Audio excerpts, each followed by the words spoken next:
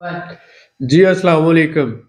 आज की हमारी वीडियो में हम डिस्कस करने जा रहे हैं कि आज़रबाईजान को 15 साल पहले वाला टर्की क्यों समझा जा रहा है और आज़रबाईजान और टर्की में फ़र्क क्या है। सबसे पहले तो आपको ये समझने की ज़रूरत है कि आज़रबाईजान और टर्की दोनों एक ही लैंग्वेज बोलने वाले कंट्री हैं, यानी कि आज़री ज़बान और टर्किश ज़बान इसी तरह से है जैसे हिंदी और उर्दू है। उर्दू ज़बान जो है वो हिंदुस्तान में पूरे में समझी जाती है और इसी तरह पाकिस्तान में भी बोली जाती है, मुसलमानों की ज़बान है। इसी तरह से टर्किश लैंग्वेज जो है वो आज़रबाईजानी ज़बान तकरीबन 85% सेम ही ज़बान है। तो नाम मुख्तलिफ है, आज़रबाईजान की ज़बान आज़री होगी और टर्की की ज़बान टर्की होगी, लेकिन लैंग्वेज जो है वो दोनों की एक ही है, कल्चर भी एक ही है, लोग भी एक हैं और एक ही जैसे ममालिक है, पहाड़ी इलाका, खूबसूरत इलाका, आबो-हवा के हिसाब से। तो बॉर्डरिंग कंट्री है टर्की और आज़रबाईजान और यहाँ पर कॉन्सेप्ट है two country one nation, two country one nation. इसका मतलब ये है कि दोनों मुसलमान हैं, दोनों का सेम लैंग्वेज है, सेम कल्चर है, लिविंग सेम है, फूड सेम है और इसी तरह से बहुत सी चीज़ें सिमिलर हैं। मुस्लिम कंट्री होने की वजह से टर्की और आज़रबाईजान एक जैसे। लेकिन यहाँ पर एक मेजर फ़ायदा क्या है? टर्की पूरी दुनिया में जाना जाता है बिजनेस और इन्वेस्टमेंट के लिए, लेकिन आज़रबाईजान पिछले 3-4 साल से दुनिया में फेमस हुआ है। आज़रबाईजान के पास तेल और गैस के 100 साल के ज़खायर हैं, जो टर्की और यूरोप की तकरीबन 60% एनर्जी की डिमांड पूरी कर रहे हैं और यहाँ से पाइपलाइनों के लिए तेल और गैस जा रहा है। इस वजह से आज़रबाईजान बड़ी तेज़ी से तरक्की कर रहा है। लेकिन आज़रबाईजान के मेन सिटीज़ जैसे बाकू है, यहाँ पर बहुत ज़्यादा इकोनॉमिक एक्टिविटी है, टूरिस्ट बहुत ज़्यादा आ रहा है और यहाँ पर बड़ी तेज़ी से प्रॉपर्टी के रेट भी बढ़ रहे हैं। लेकिन अभी दूसरे जो छोटे शहर हैं, वहाँ पर इतनी ज़्यादा प्रोग्रेस नहीं हो रही, इतनी ज़्यादा डेवलपमेंट नहीं हो रही। तो हम ये कह सकते हैं कि आज़रबाईजान बहुत ज़्यादा अनसैचुरेटेड है। अभी यहाँ पर इन्वेस्टमेंट का और बिज़नेस का बहुत ज़्यादा पोटेंशियल है। इतना ज़्यादा पोटेंशियल है कि जैसे आज से 15 साल पहले टर्की में था। फ़र्ज़ करें कि आपको अगर मौका मिले कि आप 15 साल पहले टर्की में इन्वेस्टमेंट करें, तो उस वक़्त जिस बंदे ने फ़र्ज़ कर लें कि 1 लाख टर्किश लीरा या 1 लाख डॉलर इन्वेस्ट किया था, आज वो मिनिमम 1 करोड़ डॉलर का मालिक हो चुका है। इस हद तक जो है 15 साल में डेवलपमेंट हुई, बल्कि इससे भी ज़्यादा अगर हम कहें तो गलत नहीं होगा। आज टर्की में सैचुरेशन है, मसलन बहुत ज़्यादा इन्वेस्टर यूक्रेन से, रशिया से, मिडल ईस्ट से और मुख्तलिफ ममालिक से, हत्ता कि चाइना से बहुत ज़्यादा इन्वेस्टर टर्की में इन्वेस्टमेंट कर चुके हैं और कर रहे हैं और बहुत ज़्यादा फॉरेनर टर्की में रह रहा है। इस वक़्त टर्की में क्राइम्स बहुत बढ़ चुके हैं और उसके साथ-साथ लीगल डॉक्यूमेंटेशन जो है उसका इश्यू बहुत बन चुका है। फॉरेनर्स को इस तरह से पसंद नहीं किया जा रहा क्योंकि टर्की के अपने लोग जो रात 9 बजे के बाद घरों से निकल नहीं पा रहे, क्योंकि सीरिया से, शाम से बहुत ज़्यादा जो है लोग आए टर्की के अंदर और मुख्तलिफ ममालिक से टर्की में लोग आए और बहुत सी इल्लीगल माइग्रेशन भी है। तो इस वजह से टर्की में क्राइम रेशो बहुत बढ़ गई है। और उसके साथ-साथ टर्की में जो है महँगाई बहुत ज़्यादा हो गई है, क्योंकि पिछले 3-4 सालों में टर्किश लीरा बहुत ज़्यादा डिवैल्यू हुआ है। तो इन सारी वजूहात की वजह से टर्की में बहुत ज़्यादा सैचुरेशन हो चुकी है, महँगाई बहुत ज़्यादा हो चुकी है और उसके साथ-साथ टर्की में क्राइम्स बहुत बढ़ गए हैं। तो हमने कुछ अर्सा पहले टर्की में अपने बिज़नेस ऑपरेशन और सर्विसेज़ जो है वो क्लोज़ कर दी थी। अज़रबैजान में हम बहुत अरसे से काम कर रहे हैं और मैंने आपको बताया कि अज़रबैजान में बहुत ज़्यादा टर्किश कंपनीज़ यहाँ पे आके इन्वेस्टमेंट कर रही हैं, कंस्ट्रक्शन कर रही हैं और उसके साथ-साथ एग्रीकल्चर फ़ील्ड में, लाइवस्टॉक फार्मिंग में टर्किश कंपनीज़ बहुत ज़्यादा इन्वेस्टमेंट कर रही हैं। स्पेशली कंस्ट्रक्शन कंपनीज़ और उसके साथ-साथ लाइवस्टॉक फार्मिंग और उसके साथ-साथ मेडिसिन के सेक्टर में और टूरिज़्म सेक्टर में टर्किश कंपनीज़ की 90% इन्वेस्टमेंट है। तो इसका मतलब ये हुआ, क्योंकि लैंग्वेज बैरियर नहीं है, तो टर्किश कंपनीज़ यहाँ पर मिलियंस ऑफ डॉलर की इन्वेस्टमेंट कर रही हैं और बहुत अच्छा मुनाफ़ा भी यहाँ पे कमा रही हैं। यहाँ पर इन्वेस्टमेंट के ऊपर जो रेट ऑफ रिटर्न है तकरीबन 30% है और आप पूरी दुनिया में देखें तो 10-12% या मैक्सिमम 15% होता है। तो यहाँ पर एक साल में प्रॉपर्टी ऑलमोस्ट 30% बढ़ जाती है। तो इन्वेस्टर के लिए आज़रबाईजान बहुत अच्छा मुल्क है। बिजनेसमैन, क्योंकि 1 करोड़ की आबादी है, बिजनेसमैन को वॉल्यूम चाहिए होता है, तो बिजनेसमैन के लिए यहाँ बैठकर दूसरे ममालिक में काम करना आसान है, जैसे रशिया में, टर्की में, यूरोप में। तो बिजनेसमैन यहाँ पे बिजनेस सेटअप बना के बाकी मार्केट को कैप्चर कर सकता है, पूरे सेंट्रल एशिया को कैप्चर कर सकता है। तो अगर आप बिजनेसमैन हैं तो आप यहाँ पर अपना बिजनेस सेटअप बनाकर रशिया, टर्की और सेंट्रल एशिया को और यूरोप को टारगेट करके अपनी चीजें सेल कर सकते हैं। अगर आप इन्वेस्टर हैं तो आप पूरी दुनिया से यहाँ पर प्रॉपर्टी के अंदर इन्वेस्टमेंट कर सकते हैं, टूरिज्म के अंदर आप बहुत ज़्यादा इन्वेस्टमेंट कर सकते हैं, होटल बना सकते हैं, हॉस्टल बना सकते हैं, टूरिस्ट रिजॉर्ट बना सकते हैं, रेंटल प्रॉपर्टीज़ बना सकते हैं, और उसके साथ साथ मेडिसिन इंडस्ट्री है, टेक्सटाइल इंडस्ट्री है, और साथ ही साथ आप रेस्टोरेंट वगैरह का बिजनेस कर सकते हैं, ट्रांसपोर्ट कंपनीज बना सकते हैं। तो आपको कहना ये चाहता हूँ कि आज़रबाईजान इस वक्त बिजनेसमैन और इन्वेस्टर के लिए अनसैचुरेटेड है। आज से 10 साल 15 साल पहले जो पोटेंशियल टर्की में था, आज वही पोटेंशियल आज़रबाईजान में है। इसको थोड़ा सा स्टडी करें, इस पर वर्कआउट करें, और अगर आपके पास कैपिटल है, इन्वेस्टमेंट है, तो आप आज़रबाईजान में इन्वेस्टमेंट करें। तो आज हम डॉक्टर उस्मान साहब के सवाल लेंगे। जी उस्मान साहब, आपके क्या सवाल आते हैं? जी बहुत शुक्रिया अली साहब। एक तो मैं ये पहला आपसे क्वेश्चन करना चाहता हूँ कि प्रॉपर्टी में कम से कम कितना मुनाफा है अजरबैजान में, जब अक्सर ये कहते हैं, तो वो ज़रा वाज़ा कीजिए। देखिए, अगर मैं ये कहूँ कि प्रॉपर्टी यहाँ पर सालाना नहीं बल्कि माहाना के हिसाब से बढ़ रही है, तो हर महीने प्रॉपर्टी के रेट यहाँ पे बदल जाते हैं, क्योंकि जब से रशिया और यूक्रेन की जंग हुई है तो यहाँ पर घरों की डिमांड बहुत ज़्यादा बढ़ गई है, और उसके साथ साथ नए अपार्टमेंट्स बन रहे हैं, और उसके साथ साथ आप देख रहे हैं कि मिडल ईस्ट से बहुत ज़्यादा टूरिस्ट जो आ रहा है, तकरीबन 50 लाख टूरिस्ट मिडल ईस्ट और दूसरे ममालिक से आ रहा है। तो रेंटल प्रॉपर्टीज बड़ी तेजी से डेवलप हो रही है। तो जो प्रॉपर्टी फर्ज करें सिर्फ 4-5 महीने पहले 1 लाख की थी, आज वो $1.5 लाख की हो चुकी है।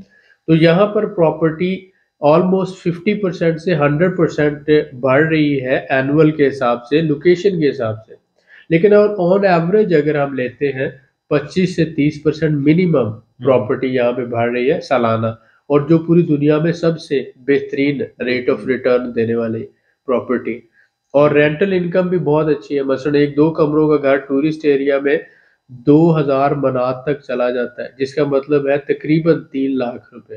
तो इसका मतलब 2 कमरों का घर आप 3 लाख रुपए पाकिस्तानी में किराए पे दे सकते हैं, और उसकी वैल्यू ऑलमोस्ट अगर आप कहें तो $1,20,000 के करीब होता है।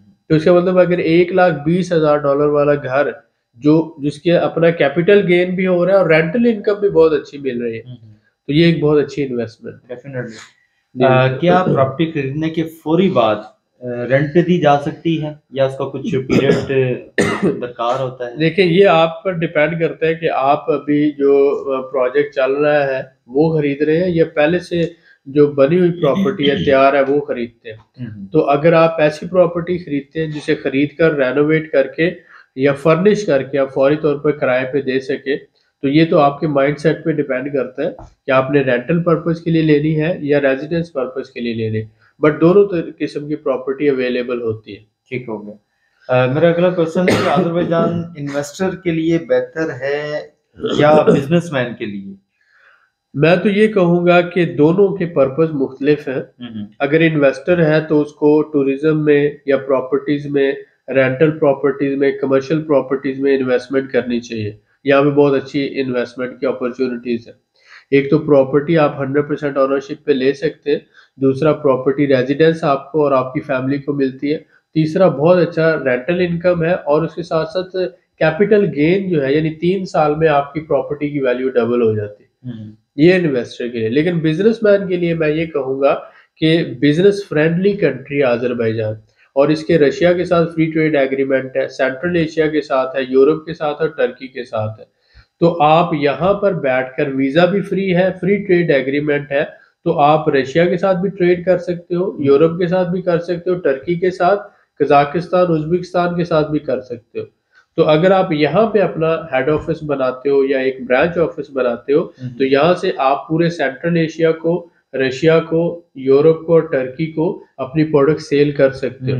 तो मैन्युफैक्चरर के लिए, ट्रेडर के लिए, एक्सपोर्टर के लिए और किसी भी अच्छे बिजनेसमैन के लिए ये एक बहुत बेहतरीन अच्छा ऑप्शन है। बिजनेस सेटअप यहाँ पे बनाने के चांसेस है। और एक ये शख्स अगर आना चाहे, प्रॉपर्टी लेना चाहे, तो उसको आने के लिए क्या आना उसका जरूरी है, या उसकी फैमिली को आना जरूरी है, या क्या तरीकाकार होगा कि वो इधर रहे तो ही ले सकता है, या उधर रहकर भी परचेज कर सकता है? देखिए, प्रॉपर्टी खरीदना जो है ये दो पर्पज के लिए होता है। एक है आप इन्वेस्टमेंट के लिए खरीद रहे हैं, ठीक है। और दूसरा आप फैमिली माइग्रेशन के लिए खरीद रहे हैं। अगर आप इन्वेस्टमेंट के लिए खरीद रहे हैं तो फिर भी, क्योंकि ये एक बड़ी इन्वेस्टमेंट है, फर्ज करें कि $1 लाख है, तो आपका आना इसलिए ज़रूरी है कि आप अपनी प्रॉपर्टी की लोकेशन देख लें, उसकी कंडीशन देख लें और अपनी पसंद करके प्रॉपर्टी ले लें। उसके बाद आप चाहे रेंटल मैनेजमेंट के लिए हमें दे दें, लेकिन आपके दिल को तसल्ली होगी। उसके साथ साथ अगर आप फैमिली माइग्रेशन के लिए ले रहे हैं तो आपने उस घर में रहना है, तो आपका आना, प्रॉपर्टी सिलेक्ट करना, देखना, एरिया को देखना, लोकेशन को देखना, प्रॉपर्टी की कंडीशन को देखना, उसमें तो डॉक्यूमेंटेशन के हवाले से डॉक्यूमेंटेशन के हवाले से आपके पास सिर्फ पासपोर्ट होना चाहिए, वीजा है। होना चाहिए, और आप आए, आके प्रॉपर्टी खरीदे और 100% ओनरशिप पे आपके और नाम अगर पे। ऐसा मुमकिन है कि कोई शख्स दुनिया के किसी कोने से आपको ये अथॉरिटी दे देता है, आपको पेमेंट कर देता है, तो आप उनके नाम हो जाएगी, या उनको आकर इधर सिग्नेचर करने होंगे, उसका क्या क्राइटेरिया हो? देखिए, पावर ऑफ अटॉर्नी जब मिल जाती है तो पॉसिबल है कि हमारी कंपनी, हमारे लॉयर, हमारी टीम ये प्रोसेस कर सकती है, लेकिन हम इसे रेकमेंड नहीं करते। ठीक है। वजह उसकी ये है कि एक तो पेमेंट इतनी बड़ी बल्क पेमेंट है, और दूसरा ये कि एक बड़ी जिम्मेदारी है। ठीक है। ठीक है, तो मैं ये कहूँगा $1,000 या $700-800 खर्च करें, कुछ दिनों के लिए आए।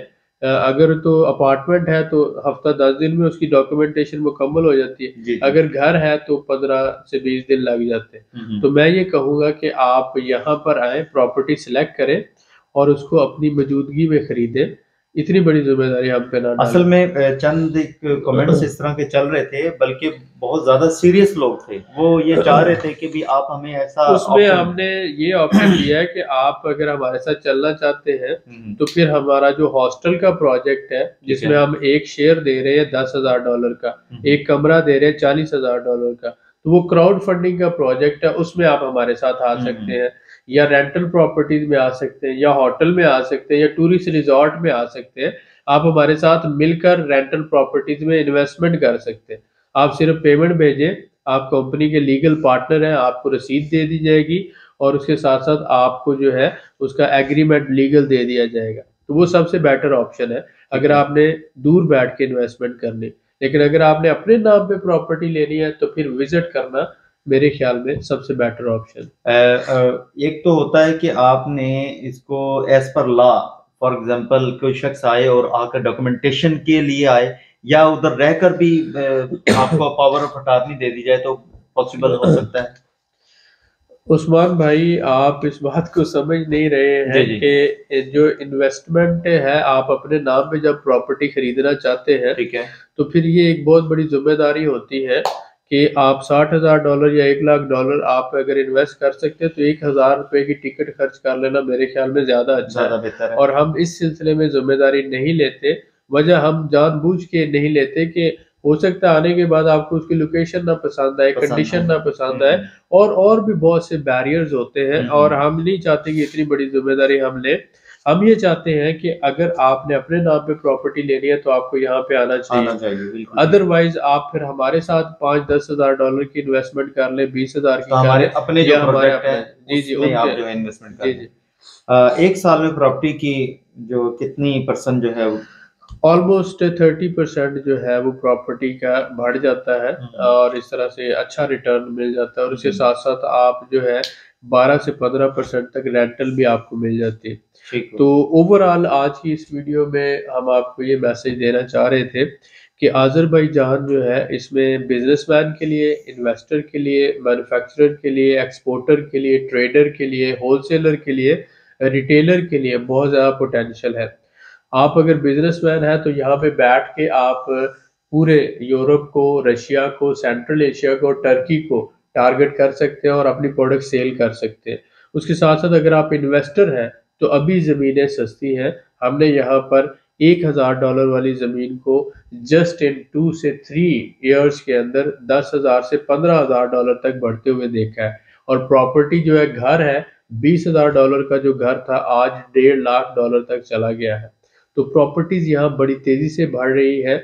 अगर आप इन्वेस्टमेंट करना चाहते हैं तो आप ये देखिए, मनात और डॉलर इसकी रेशो पिछले 7 साल से स्टेबल है, इकोनॉमी स्टेबल है और एक अच्छा ऑयल रिच कंट्री है जिसका एक मनात 150 रुपए के बराबर है इस वक्त। तो लिहाजा हम आपको मशवरा देते हैं कि अगर आप बिजनेसमैन हैं, इन्वेस्टर हैं, आज़रबाईजान के बारे में स्टडी करें और अगर आप इन्वेस्टमेंट या बिजनेस करना चाहते हैं तो हमारी टीम में शामिल हों। हमारी टीम में शामिल होकर एज ए इन्वेस्टर $1000 से आप इन्वेस्टमेंट शुरू कर सकते हैं और फिर उसके बाद आप आहिस्ता आहिस्ता अपनी इन्वेस्टमेंट का वॉल्यूम बढ़ा सकते हैं। आप क्राउड फंडिंग टीम का भी मेंबर बन सकते हैं और उसके साथ साथ अपने नाम पे भी इन्वेस्टमेंट कर सकते हैं। आपके घर या आपकी प्रॉपर्टी को हम मैनेज करेंगे, 20% उसके आपसे जो भी मुनाफा होगा वो हम लेंगे और आपके नाम पे जो प्रॉपर्टी है उसको रेंटल मैनेजमेंट हमारी कंपनी करेगी। तो उम्मीद है कि आज की इस वीडियो में से आपको कुछ सीखने को मौका मिला होगा और इंशाल्लाह आपके साथ फर्दर डिटेल के साथ नेक्स्ट वीडियो में मिलते हैं। बहुत शुक्रिया।